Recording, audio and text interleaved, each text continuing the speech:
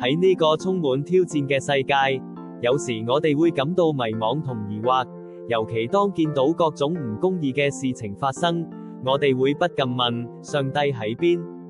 佢嘅判決係咪真係只為咗懲罰，定係背後隱藏住更深層嘅愛同目的？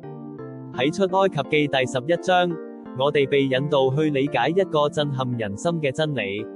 聖經明確地講，耶和華將埃及人和以色列人分別出來。呢個分別並唔係殘酷嘅區隔，而係上帝大愛嘅彰顯，為咗保護佢所揀選嘅子民，將佢哋從捆綁中釋放，引導佢哋走向應許之地。所以，當我哋談論上帝嘅公義判決，我哋必須明白，佢背後蘊藏住佢最深沉最無私嘅愛。佢降下審判，從來唔係為咗報復，而係要將佢嘅兒女從黑暗嘅奴役中帶出嚟，讓佢哋最終得享真正永恆嘅自由。呢份愛